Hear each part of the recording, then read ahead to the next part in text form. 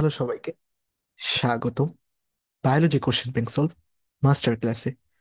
আজকের এই ভিডিওতে আমরা জিনতত্ত্ব ও বিবর্তন চ্যাপ্টারে রাজশাহী বিশ্ববিদ্যালয়ে আসা বিগত বছরের কোশ্চেন সমূহ ব্যাখ্যা সহ সলভ করব। অ্যান্ড হোপফুলি এই ক্লাসটি করার পর তোমাদের এই চ্যাপ্টারের উপর বেশ ভালো রকমের দক্ষতা চলে আসবে এবং তোমরা পরীক্ষায় অ্যান্সার করতে পারবে।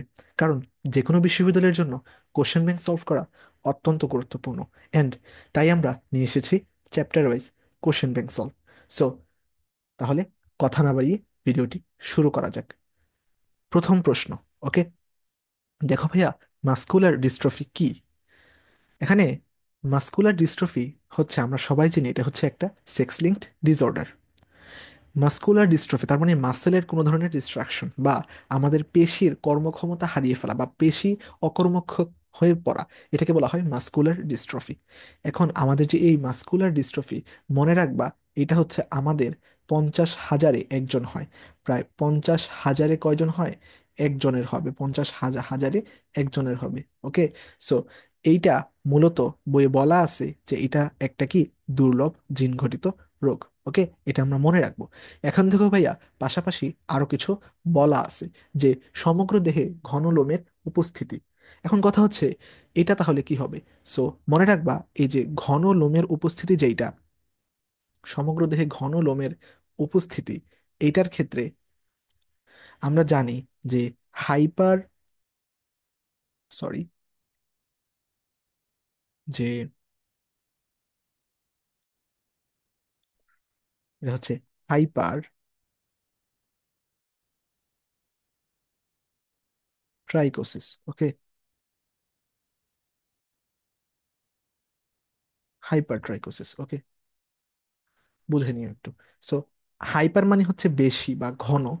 ওকে, আর ট্রাইকোসিস মানে হচ্ছে লোম। ওকে, ট্রাইকোম মানে লোম, আর হাইপার ট্রাইকোসিস মানে কি ঘন বেশি, ঘন লোম বা অনেক বেশি লোম। অনেক বেশি লোমের উপস্থিতি থাকলে তাকে বলা হয় হাইপার ট্রাইকোসিস। তারপর হচ্ছে অস্বাভাবিক মূত্রত্যাগ। অস্বাভাবিক মূত্রত্যাগ। ওকে, আমরা জানি ডায়াবেটিস হলে মানুষের অস্বাভাবিক মূত্রত্যাগ হয়, অর্থাৎ তাহলে এটা হবে diabetes insipidus. Diabetes, diabetes insipidus. Insipidus. Okay, তোমরা একটু বুঝে নিও। তারপর হচ্ছে পুরুষ ধীরে ধীরে স্ত্রীতে পরিণত হওয়া। ভাইয়া, এটা হচ্ছে টেস্টিকুলার ফেমিনাইজেশন, অর্থাৎ আমাদের যে পুরুষ প্রাণী আছে তা ধীরে ধীরে প্রাণীতে পরিণত হয়ে যাবে। এটা হবে টেস্টিকুলার ফেমিনাইজেশন, অর্থাৎ পুরুষের যে টেস্টিস থাকে এটা ধীরে ধীরে কি হয়ে যায়, মানে ফেমিনিন জেন্ডারে পরিণত হয়ে যায়। এটা বলা আর কি, জাস্ট মনে রাখার জন্য বলা। অর্থাৎ পুরুষ ধীরে ধীরে স্ত্রীতে পরিণত হয়ে যাবে, ফেমিনাইজেশন। ফেমিনিন মানে তো স্ত্রী, ফেমিনাইজেশন স্ত্রীদের বোঝায় এটা, feminisation, testicular feminisation. So hopefully এটা আমরা বুঝতে পারছি। তাহলে নেক্সট। ওকে, আচ্ছা, আসো ভাইয়া, যে জিন অপর জিনের প্রভাবে, দেখো ভাইয়া, যে জিন অপর জিনের বৈশিষ্ট্য প্রকাশে বাধা প্রদান করে সেই জিনকে আসলে কি বলে?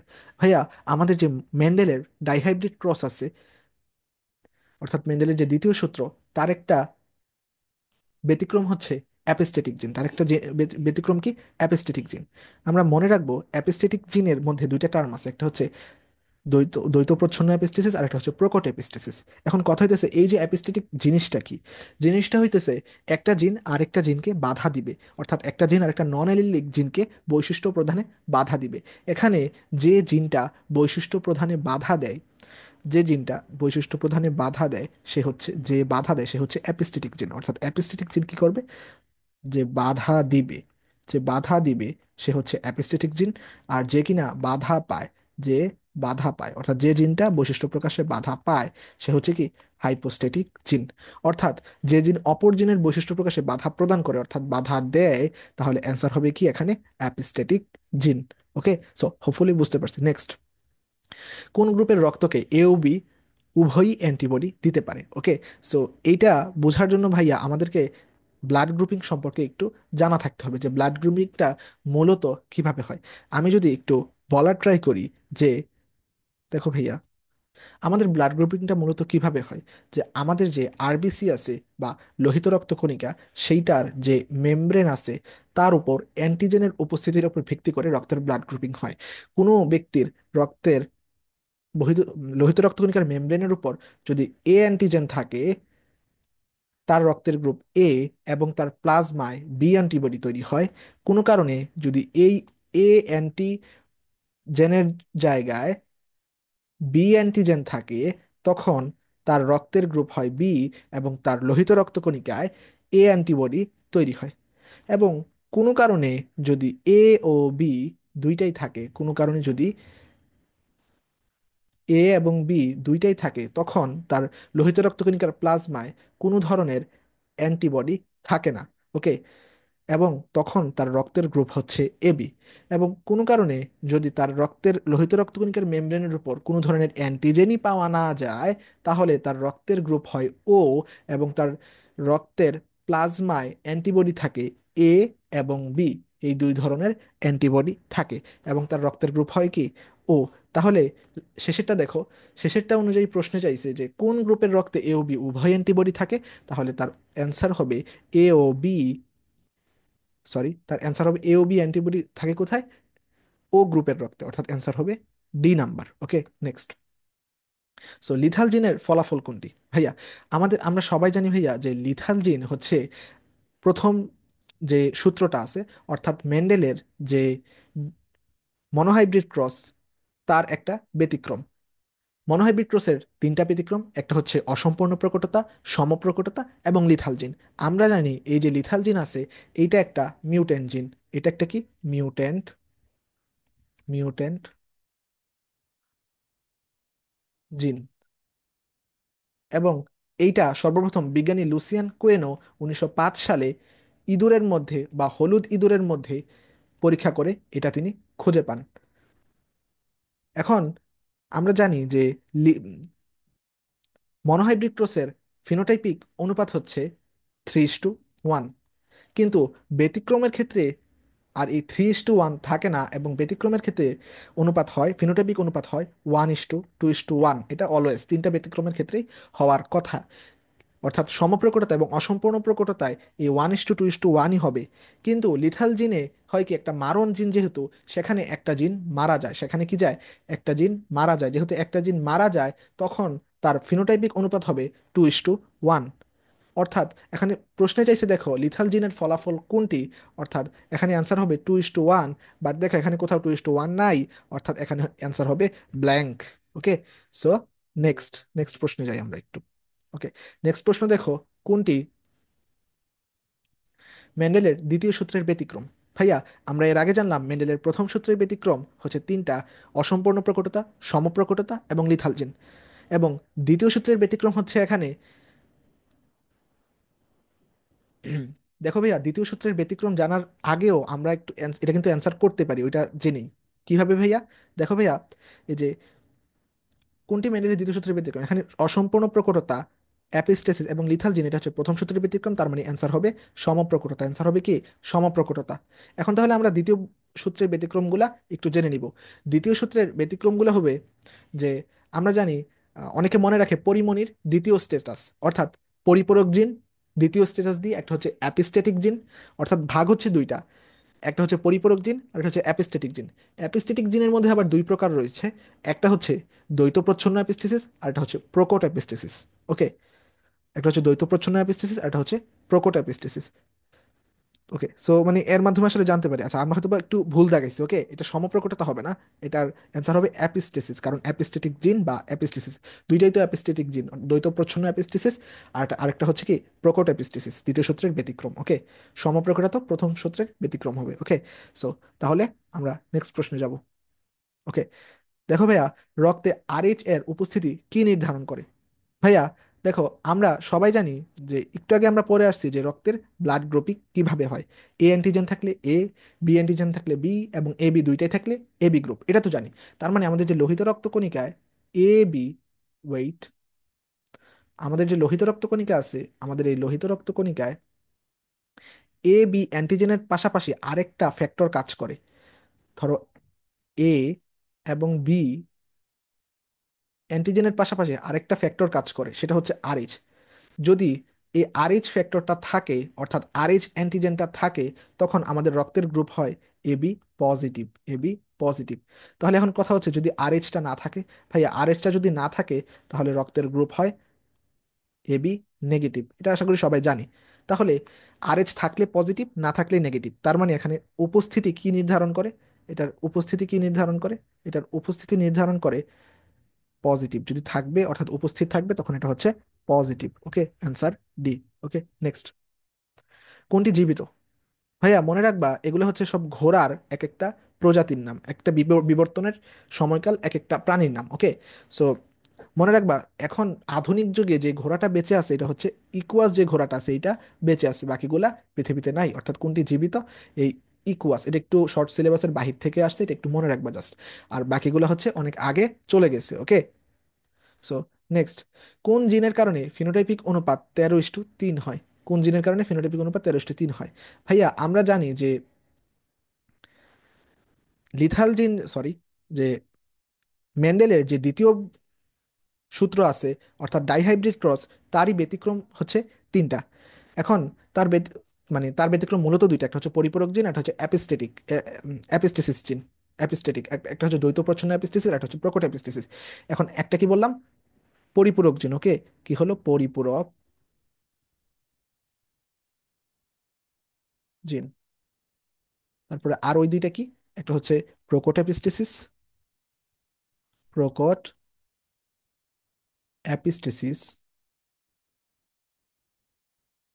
আর এটা হচ্ছে দ্বৈত প্রচ্ছন্ন, দ্বৈত প্রচ্ছন্ন অ্যাপিস্টেসিস। তাহলে এখন এই যে পরিপূরক জিন, এটার একটা ফিনোটাইপিক অনুপাত আছে, প্রকট অ্যাপিস্টেসিস আছে, দ্বৈত প্রচ্ছন্ন অ্যাপিস্টেসিসের একটা আছে। এখন পরিপূরক জিনের, মনে রাখবো এই যে পরিপূরক জিন এবং দ্বৈত প্রচ্ছন্ন অ্যাপিস্টেসিস দুইটার হচ্ছে 9:7 বা 9:7। 9:7। এবং প্রকট অ্যাপিস্টেসিস, এটা যেহেতু প্রকট, আমি এভাবে মনে রাখি, এটা যেহেতু প্রকট, এটার নাম্বার সংখ্যাটা একটু বেশি হবে, অর্থাৎ 13 দিয়ে শুরু হবে, অর্থাৎ 13:3। প্রকট অ্যাপিস্টেসিস কি নাম্বার সংখ্যাটা একটু বেশি হবে, অর্থাৎ 13 দিয়ে শুরু হবে, তাই কি প্রকট, তার মানে নাম্বারটা একটু বেশি হবে, তার মানে 13:3। বাকি দুইটা কত? 9:7। আমি এভাবে মনে রাখি। ওকে, সো কোন জিনের কারণে ফিনোটাইপিক অনুপাত 13:3 হয়? এটা হচ্ছে প্রকট অ্যাপিস্টেসিস। এখন আমরা তো জানি যে এই যে প্রকট অ্যাপিস্টেসিসটা আছে, এইটাও তো এক ধরনের অ্যাপিস্টেটিক জিন। প্রকট অ্যাপিস্টেসিস একটা অ্যাপিস্টেটিক জিন, দ্বৈত প্রচ্ছন্ন অ্যাপিস্টেসিস একটা অ্যাপিস্টেটিক জিন। তার মানে যেহেতু দুইটা অ্যাপিস্টেটিকের মধ্যে, এটার অ্যান্সার হবে মানে অ্যান্সার ডি। ওকে, তাই এটার অ্যান্সার হবে ডি। ওকে, সো হোপফুলি বুঝতে পারছি। মেন্ডেল পরীক্ষার জন্য মটর গাছ কেন বেছে নিয়েছিলেন? ভাইয়া, মেন্ডর মেন্ডেল মটর গাছ বেছে নেওয়ার কিছু কারণ আছে। কারণ প্রথম কারণ হচ্ছে এই যে মটর গাছের কথা বলতেছি, এই মটর গাছ কিন্তু কম সময়ে, মানে কম সময়ে ফুল দেয়, ফল হয়, এবং তার সময়কাল শেষ হয়ে যায়, আয়ুষ্কাল শেষ হয়ে যায়। অর্থাৎ এটা হচ্ছে এক বর্ষজীবী। এটা কি? এক বর্ষজীবী। ওকে, আমরা যদি একটু লেখার ট্রাই করি, এটা হচ্ছে এক বর্ষজীবী। সরি, এক বর্ষজীবী, এক বর্ষজীবী, এবং হচ্ছে স্বপরাগী। এবং হচ্ছে কি স্বপরাগী বা উভলিঙ্গ। স্বপরাগী, অর্থাৎ উভলিঙ্গ হওয়ায় এরা নিজের পরাগেও নিজেই করতে পারে। অর্থাৎ কি উভলিঙ্গ, উভলিঙ্গী বা উভলিঙ্গ। ওকে, অর্থাৎ এদের উভলিঙ্গ লিঙ্গ একটা, একই গাছে দুই ধরনের পুংরেণু স্ত্রীরেণু দুইটাই থাকে। সো তারপর হচ্ছে আরো আছে যে যে জীবটা হবে সেটা হচ্ছে উর্বর জীব হয়, কারণ উর্বর জীব না হলে, তিনি যে 34 প্রকার মটরশুঁটি নিয়েছিলেন, তাহলে তো সেগুলা, মানে একটা থেকে আরেকটা হলে তো সেটা অনুর্বর হয়ে যাবে, তাই না? সো তাহলে তো তার যে গবেষণা সেটাই তো আর ঠিক মতো করতে পারবেন না তিনি। সেজন্য উৎপন্ন জীবটা কি হবে? উর্বর। উর্বর কি হবে? উৎপন্ন জীব। উৎপন্ন জীব কি হবে? উর্বর হবে। উৎপন্ন জীব। ওকে, সো হোপফুলি তোমরা এগুলো জানো। তাহলে ম্যান্ডেল পরীক্ষার জন্য মটর গাছ কেন বেছে নিয়েছিলেন? কারণ সেটা ছিল স্বপরাগে। সেটা ছিল কি? স্বপরাগে। নেক্সট। কোন জিনের কারণে মোরগ মুরগির পালক সাদা বর্ণের হয়? ওকে, সো মনে রাখবা ভাই, আমরা যে অ্যাপিস্টেসিস এতক্ষণ ধরে পড়তেছি, সেখানে যে প্রোকোট অ্যাপিস্টেসিস যেটা আছে, প্রোকোট অ্যাপিস্টেসিস, সেটার কারণে হচ্ছে মোরগ মুরগির যে পালক সেটা কি সাদা বর্ণের হয়, প্রোকোট অ্যাপিস্টেসিসের কারণে। এখন এই যে অ্যাপিস্টেসিস, এটা কি একটা অ্যাপিস্টেটিক জিন না? এটা কি একটা অ্যাপিস্টেটিক জিন না? ওকে, সো হোপফুলি বুঝতে পারছো। নেক্সট। আর্কিওপটেরিক্সকে কোন কোন শ্রেণীর যোগসূত্র বলা হয়? মনে রাখবে এই যে আর্কিওপটেরিক্স, এটা অনেক ফেমাস কোশ্চেন। এটা হচ্ছে সরীসৃপ ও পাখির যোগসূত্র বলা হয়। আরো কিছু যদি আমরা মনে রাখতে চাই, যে আর্কিওপটেরিক্স এটা হচ্ছে জুরাসিক যুগে এটার আবির্ভাব। জুরাসিক যুগে আবির্ভাব। ওকে। সো আর এটা কেন এই দুইটার সমন্বয় সাধন করে বা যোগসূত্র সাধন করে, কারণ এই আর্কিওপটেরিক্সের মধ্যে সরীসৃপ এবং পাখি দুইটারই বৈশিষ্ট্য ছিল। দুইটারই বৈশিষ্ট্য কি একই সাথে ছিল। ওকে। এই জন্য এই দুইটার কি বলা হয়? সমন্বয় সাধনকারী বা যোগসূত্র সাধনকারী।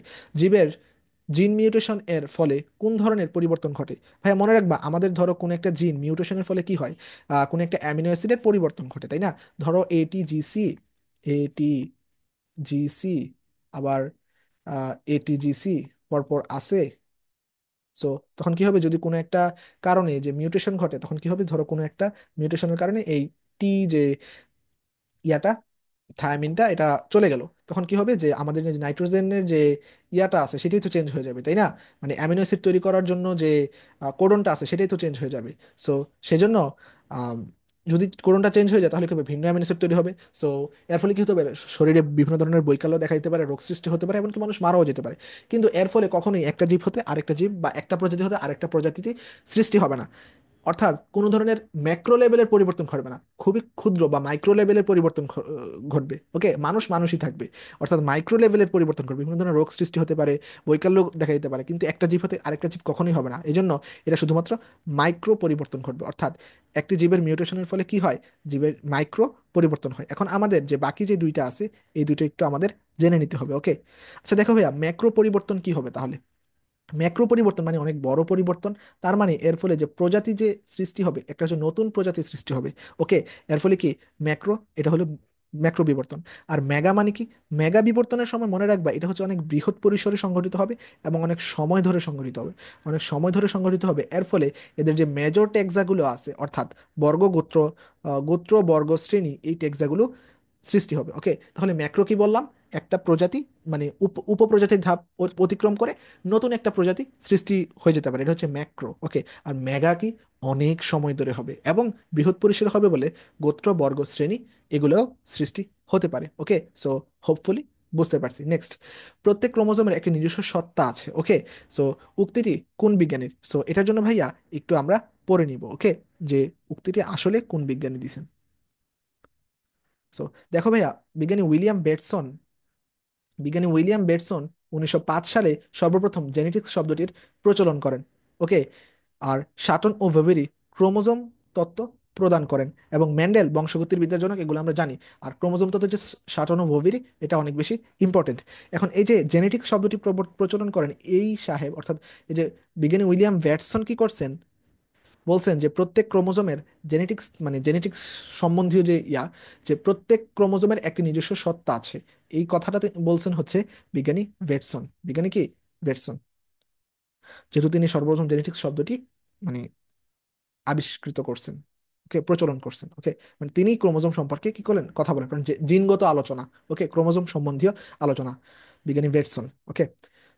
সো এখন দেখো, এখানে দেখো ভাইয়া, যে নিচের কোনটি সেক্স লিঙ্কড জিনের উদাহরণ নয়? ভাইয়া এখানে মনে রাখবা, যে প্রথম যে তিনটে আছে দেখো, বর্ণান্ধতা, জুভেনাইল গ্লুকোমা, মায়োপিয়া, এগুলোর মধ্যে যে মায়োকার্ডিয়াল ডিসঅর্ডার, এইটা কখনো সেক্স লিঙ্ক ডিসঅর্ডার না। বই যে চারটা আছে দেখবা, এখানে কোনো মায়োকার্ডিয়াল ডিসঅর্ডার, এটা কখনোই কার্ডিয়াক, ওকে, হৃৎপিণ্ডের ডিসঅর্ডার, এটা কখনোই মানে সেক্স লিঙ্ক ডিসঅর্ডারের মধ্যে পড়ে না। বর্ণান্ধতা, আম, বর্ণান্ধতার জন্য কি, যে পরীক্ষা, সেটা কি ইশিহারা টেস্ট। বর্ণান্ধতার জন্য পরীক্ষাটার নাম কি? Ishihara test. এটা বিজ্ঞানী জন ডাল্টন করেন। Ishihara test. Ishihara test. Okay, একটু বুঝে নিও। Okay, Ishihara test. Okay. So আমাদের কাজ হচ্ছে মানে বই থেকে এই ইয়াগুলা একটু পড়ে নেওয়া। ওকে। সো হোপফুলি আমরা পড়ে নিব। তাও একটু আমি দেখিয়ে দিই, যে লাল সবুজ বর্ণান্ধতা, যেটার টেস্ট হচ্ছে ইশিহারা টেস্ট। ওকে, বিজ্ঞানী জন ডাল্টন এটা সর্বপ্রথম আবিষ্কার করেন। তারপর হচ্ছে fragile X syndrome, juvenile glaucoma, diabetes insipidus, okay, haemophilia, optic atrophy, myopia, testicular feminisation, okay, রাতকানা, হোয়াইট ফোরলক। হোয়াইট ফোরলক একটু অন্য বই থেকে মানে দিছে আর কি, এক্সট্রা রাইটার। হোয়াইট ফোরলক, তারপর হাইপার ট্রাইকোসিস, এটা তো এর আগেও দেখাইলাম। ওকে। সো এগুলো একটু আমরা জেনে নিব। ওকে। সো তাহলে নেক্সট।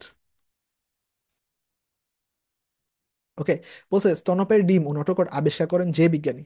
ভাইয়া এটা আমরা মনে রাখবো যে স্তন্যপায়ীর ডিম ও নটোকট আবিষ্কার করেন Karl Ernst Baer. Karl Ernst Baer. So Karl Ernst Baer নামটা যদি একটু নতুন নতুন লাগতেছে, আমরা একটু এ সম্পর্কে আর একটু পড়ে নিব।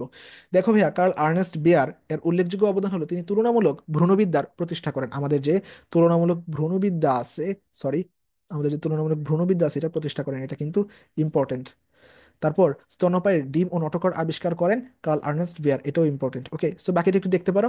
পরিস্ফুটনকালে সৃষ্ট নিউরাল ভাঁজ আবিষ্কার, মস্তিষ্কের পাঁচটি মুখ্য থলিকা, এটা একটু রিডিং দিয়ে রাখবে, বর্ণনা ও বহির্ভ্রূণীয় ঝিল্লির কাজের বিবরণ দেন। ওকে, প্রথম দুইটা একটু মনে রাখবা ভালো করে।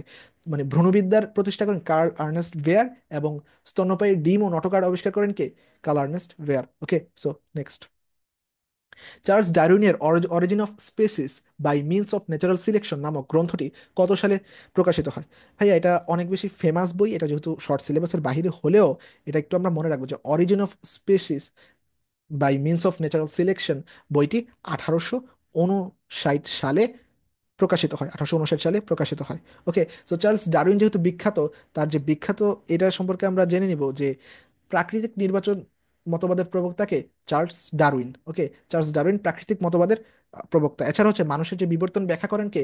এটাও চার্লস ডারউইন। এরপর origin of species by means of natural selection, এটাও করেন চার্লস ডারউইন। এবং সাথে প্যানজেনেসিস মতবাদের, এটা একটু দেখে রাখতে পারো, প্যানজেনেসিস মতবাদের প্রবর্তন করেন কে? ডারউইন। ওকে, সো নেক্সট। বংশগতভাবে সঞ্চারণশীল কোন রোগ এক্স ক্রোমোজোমের একটি প্রচ্ছন্ন মিউটেন্ট জিনের কারণে হয়? ওকে, সো মানে এক্স জিনের ইয়ার কারণে হয়। সো এখানে তুমি দেখবা যে হিমোফিলিয়া যেটা আছে, মানে সঞ্চারণশীল কোন রোগ এক্স ক্রোমোজোমের একটি প্রচ্ছন্ন মিউটেন্ট জিনের? হিমোফিলিয়া হচ্ছে একটা প্রচ্ছন্ন মিউটেন্ট জিন। হিমোফিলিয়া হচ্ছে একটা কি? প্রচ্ছন্ন মিউটেন্ট জিন। ওকে, সো নেক্সট।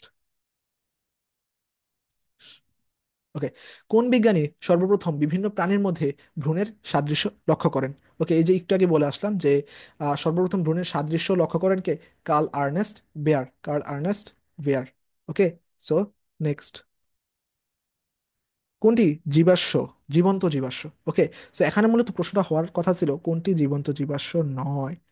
কেন বললাম ভাইয়া? দেখো ভাইয়া, যে আহ, এখানে যদি তুমি জীবন্ত জীবাশ্মর কথা বলো, এটা এখানে ল্যাটিমারিয়া, প্লাটিপাস এবং লিমুলাস, তিনোটাই জীবন্ত জীবাশ্ম। শুধুমাত্র জীবন্ত জীবাশ্ম নয় কোনটা? আর্কিওপটেরিক্স। এটা বেঁচে নাই। আর্কিওপটেরিক্স জীবন্ত জীবাশ্ম না, এটা জীবাশ্ম। আর্কিওপটেরিক্স জীবাশ্ম, বাট জীবন্ত জীবাশ্ম না। জীবন্ত জীবাশ্ম কি? ল্যাটিমারিয়া, প্লাটিপাস এবং লিমুলাস। ওকে, সো এটার ব্যাখ্যাটা একটু দেখে নিই। যে জীবন্ত জীবাশ্ম হচ্ছে প্লাটিপাস, লিমুলাস, স্ফেনডন, স্ফেনোডন, ল্যাটিমারিয়া এবং আর্কিওপটেরিক্স কি? একটা জীবাশ্ম, শুধুমাত্র জীবাশ্ম, যার আবির্ভাব কোথায় পড়াইছিলাম? জুরাসিক যুগে। ওকে, এবং এটা আরো কি করে? সরীসৃপ ও পাখি যে এই দুইটা আছে, এই দুইটাকে সমন্বয় সাধন করে। ওকে, সো নেক্সট। অর্জিত বৈশিষ্ট্য বংশানুক্রম মতবাদটি কোন বিজ্ঞানীর? ওকে, সো অর্জিত বৈশিষ্ট্যের বংশানুক্রম, তারপর জার্মাপ্লাজম, তারপর ডারউইনের মতবাদ, এগুলো অনেক কিছু আছে, এগুলো একটু আমরা জেনে নিব। যে অর্জিত বৈশিষ্ট্যের উত্তরাধিকার মতবাদ, মনে রাখবো আমরা যে বিজ্ঞানী ল্যামার্ক এবং ডারউইন দুইটা কিন্তু বিখ্যাত। তার মধ্যে ডারউইন করেন প্রাকৃতিক নির্বাচনের মতবাদ, সেটা করেন ডারউইন। এবং ল্যামার্ক করেন হচ্ছে অর্জিত বৈশিষ্ট্যের উত্তরাধিকার মতবাদ, অর্জিত বৈশিষ্ট্যের উত্তরাধিকার মতবাদ। আর নিউ ডারউইনিজম বা আধুনিক সংশ্লেষ মতবাদও কিন্তু মানে ডারউইনের যে মতবাদটা সেটারই কিন্তু একটা অন্যরূপ হচ্ছে কি? নতুন ডারউইনিজম বা নিউ ডারউইনিজম। ওকে, এটা কিন্তু অনেক মানে পরিচিতি। ওকে, অগাস্ট ভাইসম্যান জার্মাপ্লাজম মতবাদ দেন। এটাই মনে রেখে যে ভাইসম্যানের বর্গীয় জ আছে, এখানেও বর্গীয় জ আছে। তার মানে ভাইসম্যান জার্মাপ্লাজম, দুইটাতে বর্গীয় জ, ভাইসম্যান জার্মাপ্লাজম। তারপর আমরা জানি যে পরিব্যক্তি, এটা অনেক পরিব্যক্তি মতবাদ, এটা অনেক বেশি ইম্পর্টেন্ট। যে পরিব্যক্তির মতবাদ কি? Hugo de Vries. Okay, de Vries.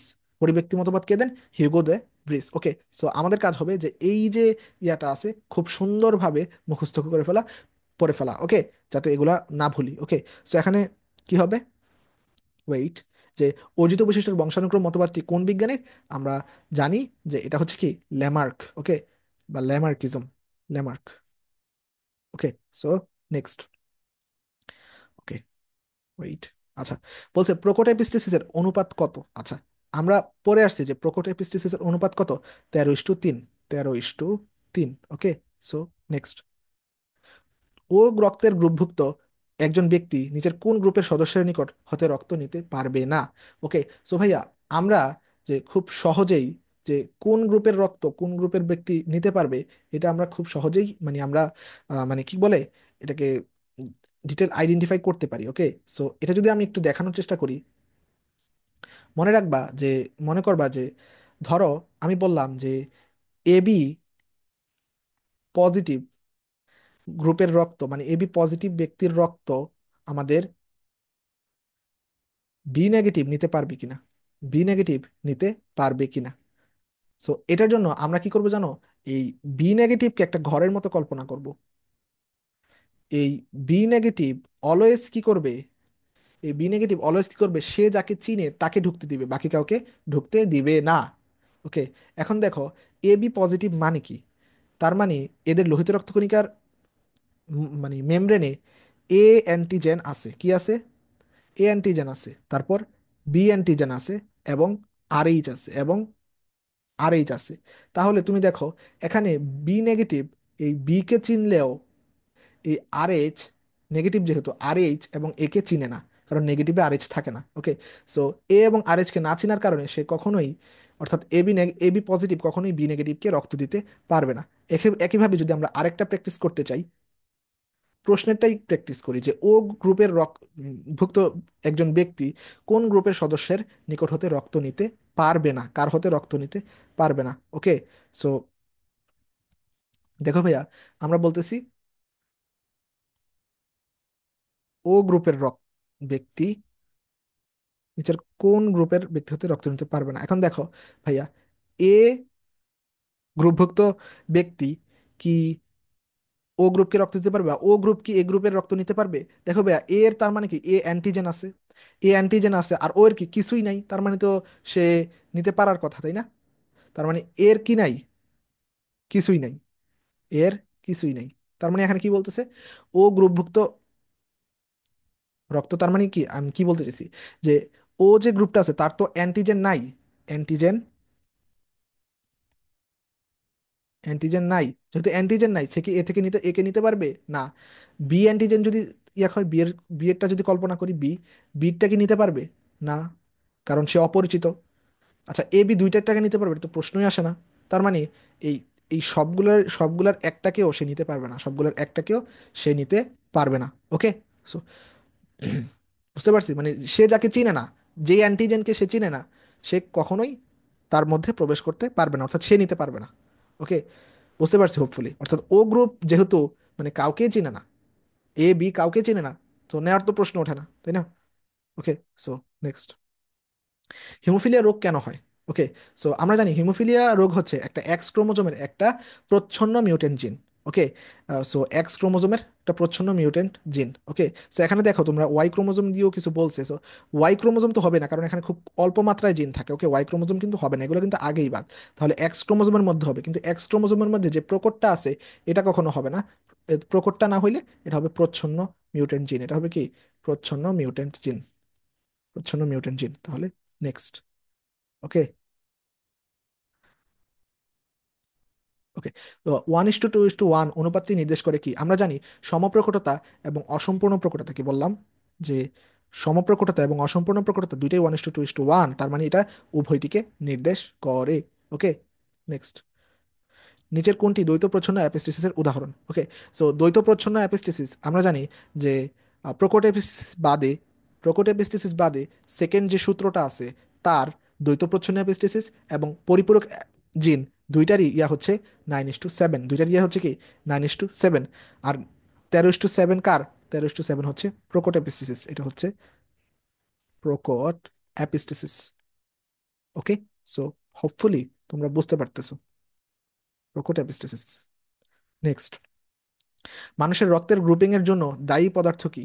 So আমরা বলছি মানুষের রক্তের গ্রুপ কিন্তু অ্যান্টিবডির জন্য নির্ধারিত হয় না, কোন অ্যান্টিজেন আছে লোহিত রক্তকণিকার মেমব্রেনের উপর তার উপর নির্ধারিত হয়। এবং বিলিরুবিন তো আমরা জানি লোহিত রক্তকণিকার ভাঙনে তৈরি হয়, কি হয় আরবিসির যে ভাঙনে বিলিরুবিন ও বিলিভার্ডিন তৈরি হয় আরবিসির ভাঙনে, আরবিসির কি ভাঙনে। ওকে, সো একটু প্রবলেম হয়েছে, ওয়েট। সো,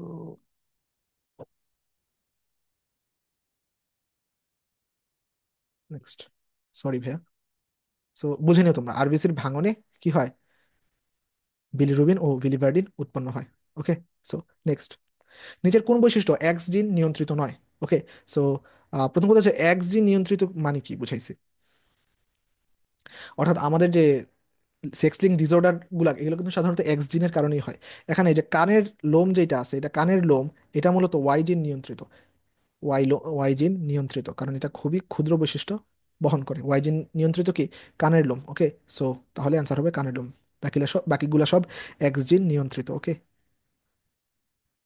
ওকে তাহলে নেক্সট। ওকে। 28, যখন একটি জিন অন্য একটি নন এলিক জিনের কার্যকারিতা প্রকাশে বাধা দেয় তখন সেই প্রক্রিয়াকে কি বলে? ওকে। সো একটা আরেকটাকে বাধা দিলে, আমরা পড়ে আসছি যে নন এলিক জিনকে বাধা দিলে তাকে বলা হয় অ্যাপিস্টিসিস। অ্যাপিস্টিসিস দুই ধরনের, একটা হচ্ছে দ্বৈত প্রচ্ছন্ন অ্যাপিস্টিসিস আর একটা কি প্রকট অ্যাপিস্টিসিস। অনেকবার বলতেছি যাতে করে মানে তোমাদের মনে থাকে। বাংলাদেশের বিলুপ্তপ্রায় প্রাণী কোনটি? ভাইয়া মনে রাখবো, বাংলাদেশের বিলুপ্তপ্রায় এখানে হচ্ছে ঘড়িয়াল হচ্ছে বাংলাদেশের একটা বিলুপ্তপ্রায় প্রাণী। ওকে, এখানে অ্যান্সার হবে কি ঘড়িয়াল। ঘড়িয়াল হবে কি বাংলাদেশের বিলুপ্তপ্রায় প্রাণী। ওকে। নেক্সট।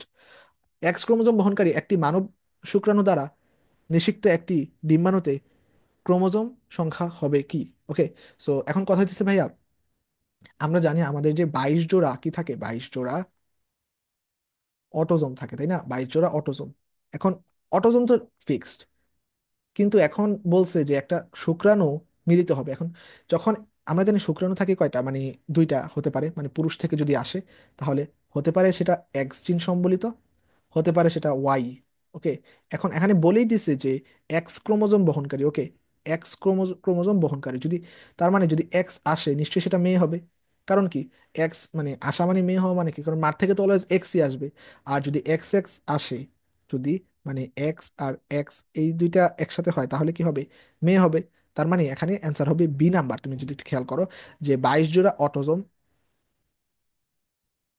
22 জোড়া অটোজোম এবং এক্স এক্স। ওকে। যেহেতু মার থেকে অলওয়েজ এক্স আসবে, এটা তো অলওয়েজ, তাহলে আসছে বাকি আসবে কি এক্স। ওকে। তাহলে বুঝতে পারছি বাকিগুলা কেন না হয়তোবা। ওকে। প্রথমটা কেন না, কারণ এখানে এক্স ওয়াই দিছে। তাহলে অ্যান্সার হবে B. Okay. So next. Lethal জিনের কারণে মেন্ডেলের প্রথম সূত্রের ফিনোটাইপিক অনুপাত 3:1 নিম্নরূপে পরিবর্তিত হয়। ওকে, আমরা জানি লিথাল জিনের প্রভাবে এটা হওয়ার কথা ছিল 1:2:1, কিন্তু লিথাল জিনের কারণে একটা ইঁদুর মারা যায়। ওকে। সো একটা ইঁদুর যেহেতু মারা যায় তাহলে থাকে কি 2:1। ওকে। সো ওকে, অ্যান্সার হবে বি। ওকে। নেক্সট। F1 জনুর একটি হেটারোজাইগাস জীবে টেস্ট ক্রস ঘটালে প্রাপ্ত ফিনোটাইপিক অনুপাত কি হবে? ওকে। সো ভাইয়া তোমরা কি জানো কোনটা টেস্ট ক্রস কোনটা ব্যাক ক্রস? ওকে। তোমাদের কি এই সম্বন্ধে কিছু কোনো আইডিয়া আছে? ওকে। সো আমরা এটা একটু জানার ট্রাই করবো, কোনটাকে টেক্সট ক্রস বলে, কোনটাকে ব্যাক ক্রস বলে। ওকে। সো হোপফুলি বুঝতে পারবো আমরা। ওকে আসো দেখি। ওকে, প্রথম কথা হয়েছে ভাইয়া, দেখো, ওয়েট সাম সেকেন্ডস। আচ্ছা, প্রথম কথা হচ্ছে ভাইয়া টেস্ট ক্রস,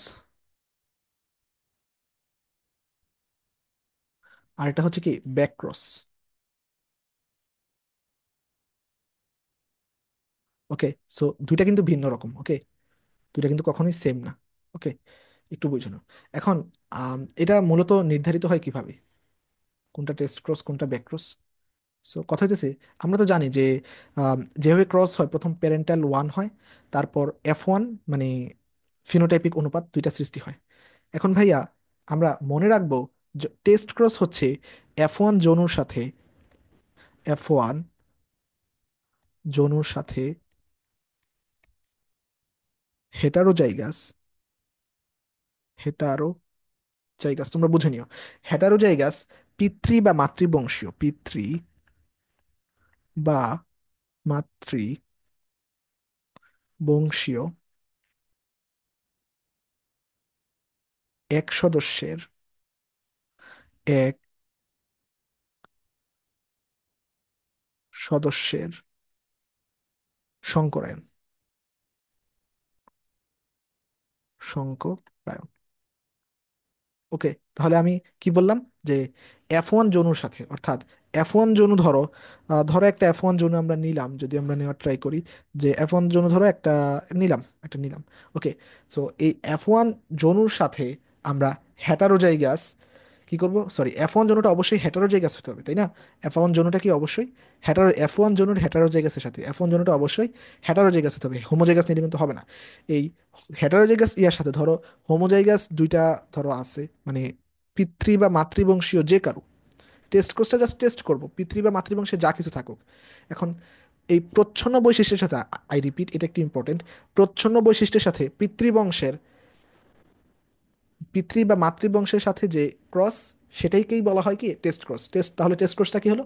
F1 জনুর প্রচ্ছন্ন বৈশিষ্ট্যের সাথে কি, প্রচ্ছন্ন বৈশিষ্ট্যের সাথে মাতৃ বৈশিষ্ট্যের যে কারো ক্রসকেই বলা হয় কি টেস্ট ক্রস। ভাইয়া তাহলে ব্যাকক্রস কি? সো ব্যাকক্রস হচ্ছে, আমি যদি একটু বলা ট্রাই করি, যে বিশুদ্ধ প্রচ্ছন্ন জীবে, বিশুদ্ধ প্রচ্ছন্ন, বিশুদ্ধ প্রচ্ছন্ন জীবে, কি লিখলাম, জীবে হোমো, হোমোজাইগাস না হেটারোজাইগাস?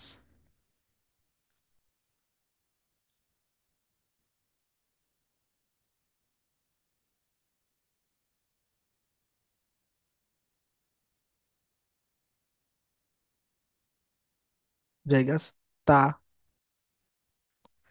জানার জন্য, জানার জন্য ক্রস, জানার জন্য কি ক্রস। ওকে,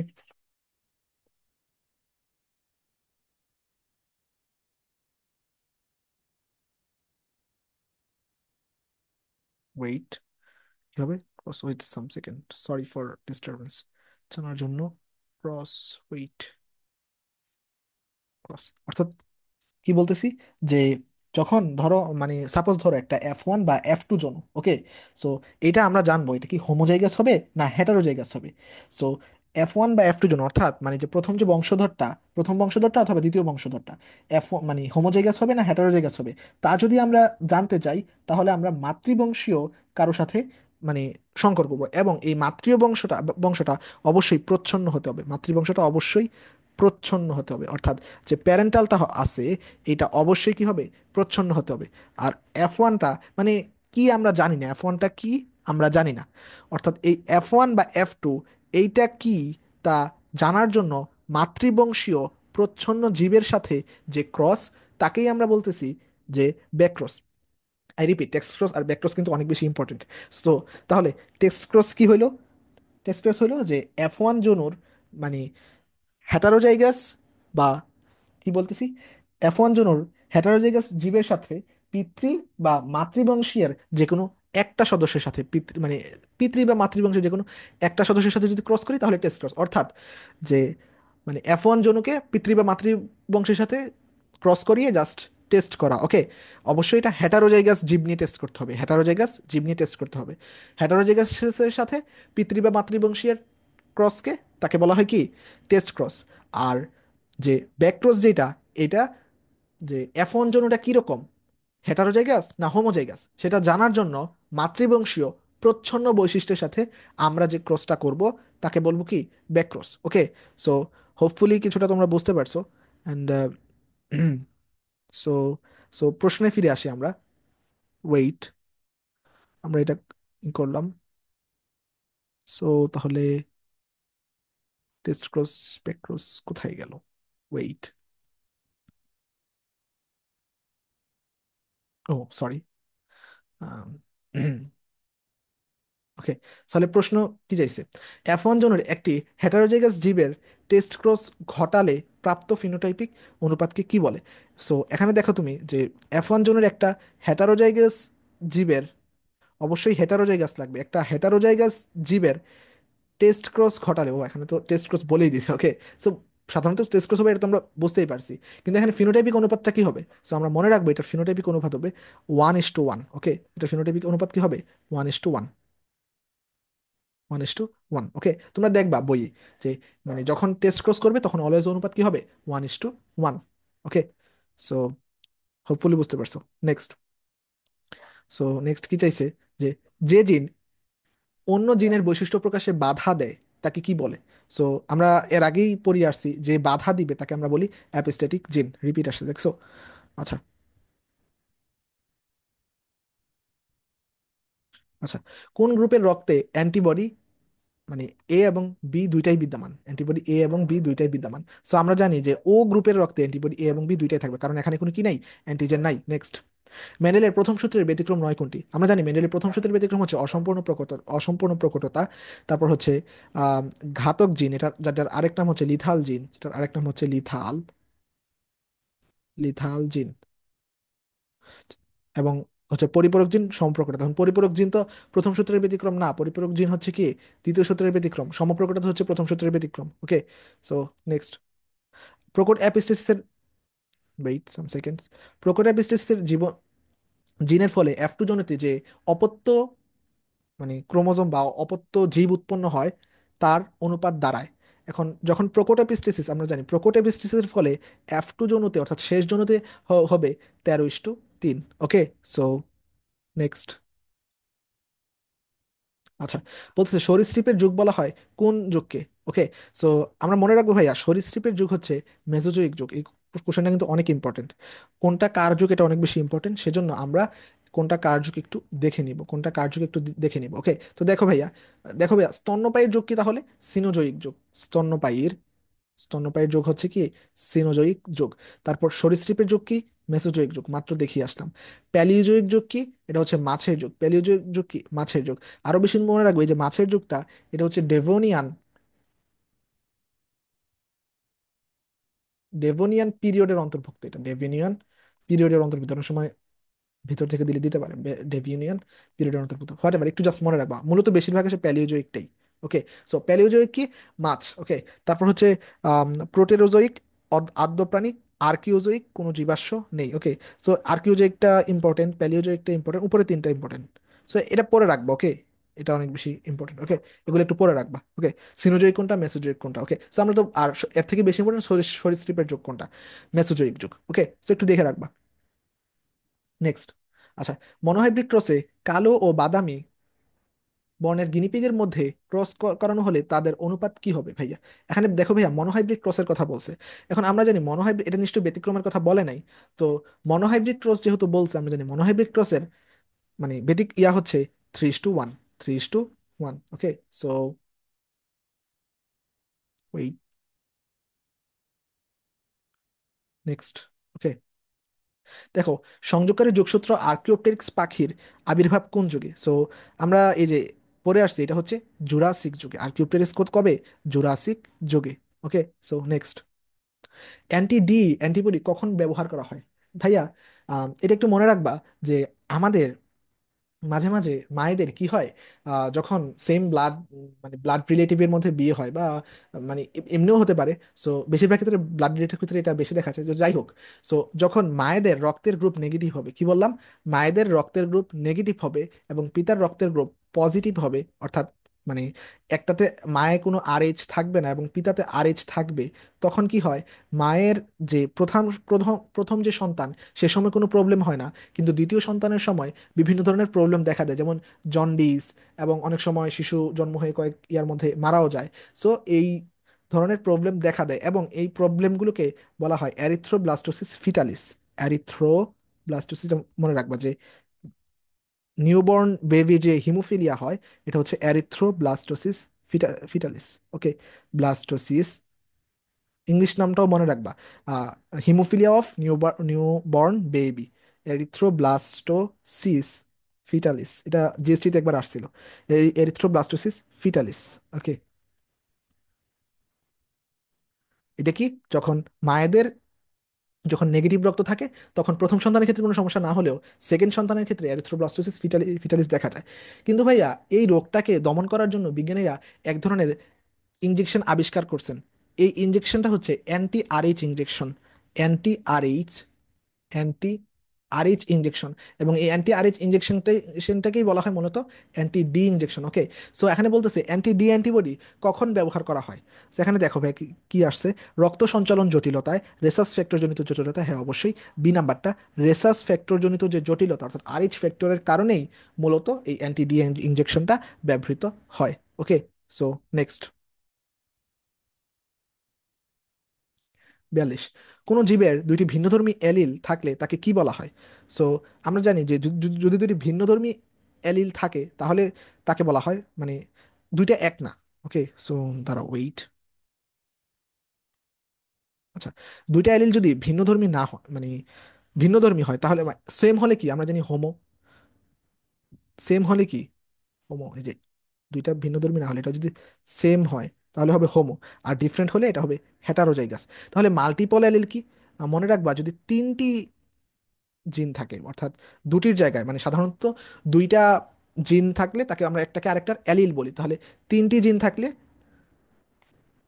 তিনটি জিন থাকলে পাশাপাশি তাকে বলা হয় মাল্টিপল অ্যালিল, তাকে বলা হয় কি মাল্টিপল অ্যালিল। আর প্রকট একটা বৈশিষ্ট্য। ওকে, নেক্সট। যে জিন অপর জিনের বৈশিষ্ট্য প্রকাশে বাধা দেয় তাকে কি বলে? আচ্ছা, সো যে জিন অপর জিনের, এখানে মূলত প্রশ্নটা পুরোপুরি নাই, যে জিন অপর জিনের বৈশিষ্ট্য প্রকাশে বাধা দেয় তাকে বলা হবে অ্যাপিস্টেটিক জিন। আর এই অ্যাপিস্টেটিক জিন কিসের মানে ইয়ার সম্পর্কিত, এখানে মূলত অ্যাপিস্টেটিক হওয়ার কথা, অ্যাপিস্টেটিক। ওকে, অ্যাপিস্টেটিক জিন। ওকে, অ্যান্সার বি, কাছাকাছি অ্যান্সার দিয়ে দিবা, অ্যাপিস্টেটিক জিন। ওকে, নেক্সট। কোনটি সেক্স লিঙ্কড রোগ নয়? সো আমরা এর আগেও দেখে আসি যে সেক্স লিঙ্কড রোগ হচ্ছে জুভেনাইল গ্লুকোমা, হিমোফিলিয়া এবং মায়োপিয়া। কিন্তু এখানে যে থ্যালাসেমিয়া আছে এটা কখনোই কোনো সেক্স লিঙ্কড ডিসঅর্ডার হতে পারে না। তার মানে অ্যান্সার হবে কি থ্যালাসেমিয়া। থ্যালাসেমিয়া হচ্ছে একটা ইয়াজুক, একটা মানে কি বলে লিথাল জিনের কারণে এই হিমোফিলিয়াটা হয়ে থাকে, লিথাল জিনের কারণে হিমোফিলিয়াটা হয়ে থাকে। তাহলে নেক্সট। নেক্সট, কোনটি লিথাল জিনের কারণে হয় না? ওকে, সো আমরা মনে রাখবো যে লিথাল জিনের কারণে যে ক্রিপার মুরগি, তারপর এই যে ক্রিপার মুরগি, পা বিহীন বাছুর, হিমোফিলিয়া। ওকে, সো এগুলো হতে পারে কারণ যে মানুষের যে হিমোফিলিয়া সেটা কিন্তু লিথাল জিনের কারণে হয়, যে সেমি লিথাল জিনের কারণে কিন্তু মানুষের হিমোফিলিয়া হয়। সো এখন যে অস্টিওপেরিসিস বা অস্থির যে রোগটা আছে অস্টিওপেরিসিস, এটা কিন্তু লিথাল জিনের কারণে হয় না। ওকে, এটা এটা সাধারণত মহিলাদের বেশি হয়ে থাকে, পুরুষদেরও হতে পারে বাট বেশিরভাগ মহিলাদের হয়ে থাকে যখন তারা পোস্ট মেনোপজ টাইমে থাকে, তখন তাদের এই অস্টিওপোরোসিস মানে এটা মানে হচ্ছে হাড়ের যে শক্তি এটা কমে যাওয়া। ওকে, সো এই আর কি। আচ্ছা, ড্রসোফিলা মাছের লুপ্তপ্রায় ডানা সৃষ্টিকারী জিনটি নিম্নের কোন ধরনের? ওকে, সো তোমরা জানো যে লিথাল জিন দুই ধরনের। ওকে, একটা হচ্ছে সেমি লিথাল জিন আর একটা হচ্ছে সাব ভাইটাল জিন।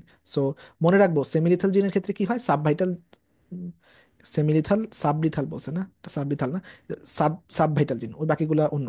তো সেমি লিথাল জিনের ক্ষেত্রে কি হয় আর সাব ভাইটাল জিনের ক্ষেত্রে কি হয়? ওকে, সো সেমি মানে কি, সেমি মানে কি 50 না, সেমি মানে কি 50।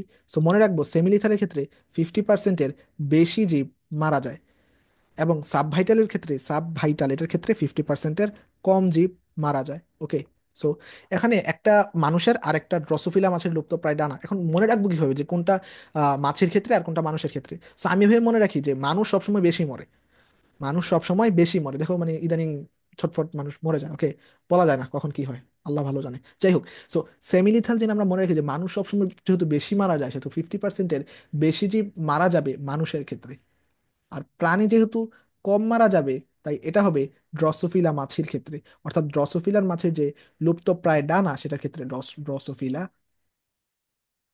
মাছের, বুঝিনি, ড্রসোফিলা মাছের এখানেই লেখা আছে ড্রসোফিলা মাছের লুপ্তপ্রায় ডানা সৃষ্টিকারী জিনটি তাহলে কি হবে? এটা হবে সাবভাইটাল জিন। আর সেমিলিথাল কি মানুষের ক্ষেত্রে যেটা হিমোফিলিয়া রোগ সৃষ্টি করে। ওকে, নেক্সট।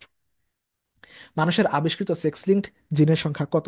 ওকে, সো ভাইয়া এখানে মূলত প্রশ্নটা এরকম হলে আরো ইয়া হতো যে সেক্স লিঙ্কড ডিসঅর্ডার এটার সংখ্যা কত। ওকে, সো তোমরা এটা বলতে পারো যে মানুষের এখন পর্যন্ত মানুষের প্রায় 60টি মানে সেক্স লিঙ্কড ডিসঅর্ডারের কথা উল্লেখ পাওয়া গেছে। ওকে, কিন্তু আমাদের যে সেক্স লিঙ্কড জিন মানে ডিসঅর্ডার না, কিন্তু সেক্স লিঙ্কড জিন কিন্তু মূলত আমাদের যে এক জোড়া, আমাদের যে এক জোড়া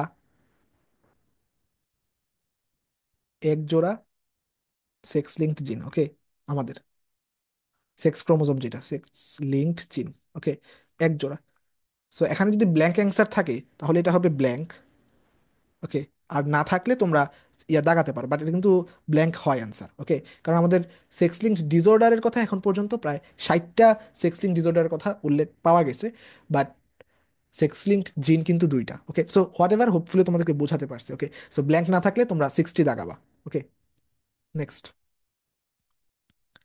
তিনটি জিন একই হোমোলোগাস ক্রোমোজোমে অবস্থান করলে জিনটাকে কি বলে? এই যে একটু আগে পড়ে আসলাম, যে যখন তিনটি জন একসাথে বসবাস করবে তখন তাকে বলা হয় মাল্টিপল এলিল। আর দুইটি জিন হলে মানে একটাকে আরেকটার এলিল বলে তখন, আর তিনটি জিন হলে মাল্টিপল এলিল। ওকে, সো হোপফুলি বুঝাতে পারছি। নেক্সট। আচ্ছা, লিথাল জিনের ক্ষেত্রে ফিনোটাইপিক অনুপাত কোনটি? আমরা অনেকবার পড়ছি এটা। লিথাল জিনের ক্ষেত্রে ফিনোটাইপিক অনুপাত 2:1। ওকে, নেক্সট। মেন্ডেলের দ্বিতীয় সূত্রকে কি বলে? আচ্ছা, আমরা জানি মেন্ডেলের যে প্রথম যে সূত্র, এটাকে বলা হয় পৃথকীকরণ সূত্র। এটাকে বলা হয় কি? পৃথকীকরণ সূত্র। এটা কি প্রথম সূত্র? প্রথম সূত্র। আর দ্বিতীয় সূত্রকে বলা হয় স্বাধীনভাবে মিলনের সূত্র। দ্বিতীয় সূত্রকে বলা হয় কি? স্বাধীনভাবে মিলনের সূত্র। তাহলে এটা কোনটা কি? এটা একটু আমরা জেনে নিই। যে মেন্ডেলের প্রথম সূত্রকে বলা হয়, ইংরেজি নামটাও মনে রাখবা, যে ল অফ সেগ্রিগেশন। এটা হচ্ছে ল অফ সেগ্রিগেশন। এটা হচ্ছে পৃথকীকরণ সূত্র, অর্থাৎ প্রথম সূত্র।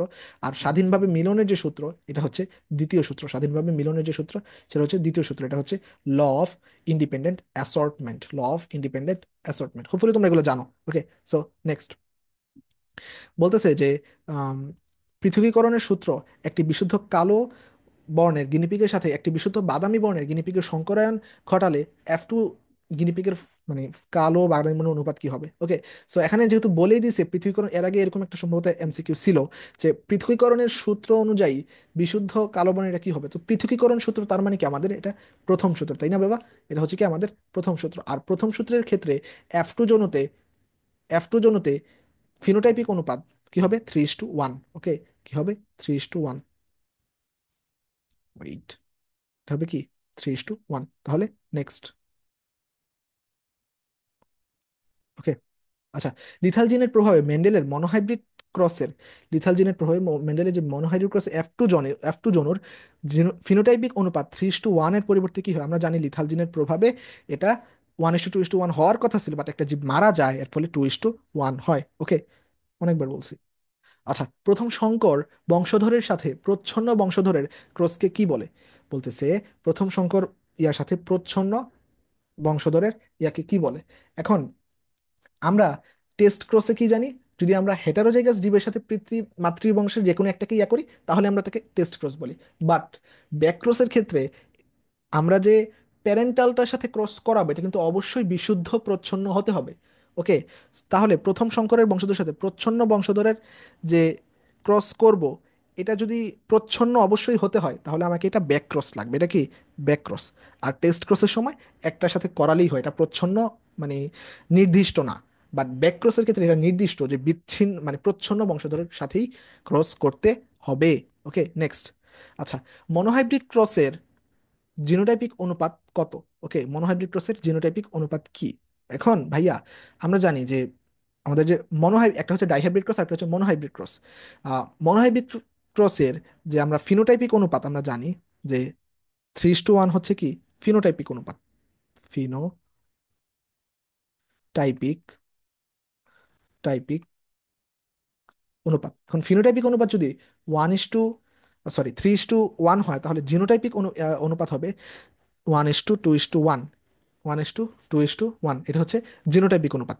ওকে, এখানে কিন্তু খেয়াল করবা, প্রশ্নে কিন্তু জিনোটাইপিক অনুপাত চাইছে, ফিনোটাইপিক অনুপাত চায় নাই। এটা হবে 1:2:1।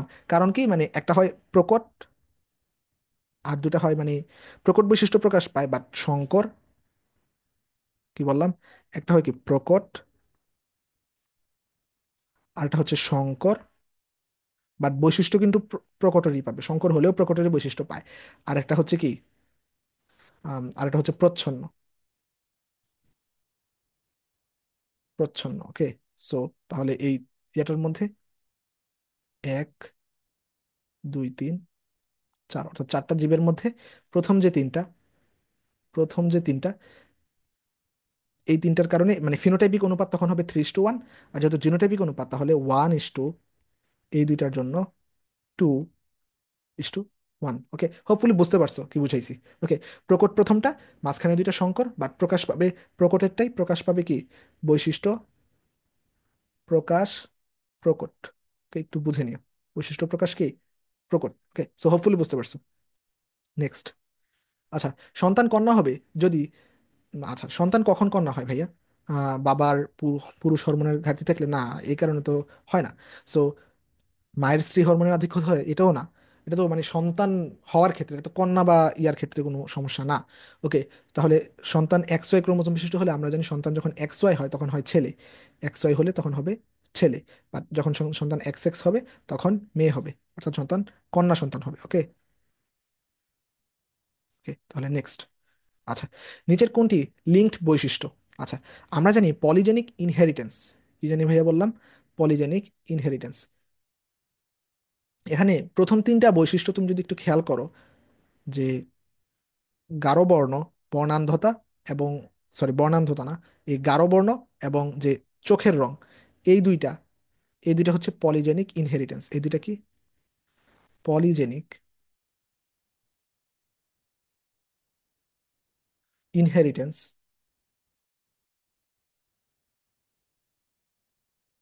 ইনহেরিটেন্স এবং পলিজেনিক ইনহেরিটেন্স এর ক্ষেত্রে আমরা জানি এটা যে ফিনোটাইপিক অনুপাত, যে 1:4:6:4:1, এটা হচ্ছে পলিজেনিক ইনহেরিটেন্সের ক্ষেত্রে। আর বর্ণান্ধতা যেটা, এটা হচ্ছে একটা হচ্ছে কি বলে, লিঙ্কড জিন। এটা কি একটা লিঙ্কড জিন, আর প্রশ্নে কিন্তু লিঙ্কড বৈশিষ্ট্যই চাইছি। কোনটা লিঙ্কড বৈশিষ্ট্য? ওকে, কোনটা লিঙ্কড বৈশিষ্ট্যই চাইছে, তাহলে এটার অ্যান্সার কি হবে? বর্ণান্ধতা। এটার অ্যান্সার কি হবে? বর্ণান্ধতা। সো গাঢ় বর্ণ এবং চোখের রং, এটা হচ্ছে পলিজেনিক ইনহেরিটেন্স। এটা মূলত একটা পরিমাণগত বৈশিষ্ট্য, মানে পলি পলিজিনের পরিমাণ যত বেশি হয় তার বৈশিষ্ট্য তত প্রকট হয় আর কি, গাঢ় হয়। ওকে, হোয়াট এভার।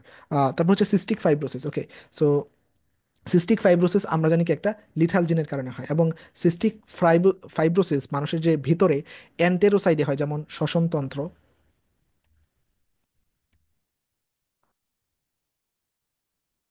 পরিপাকতন্ত্র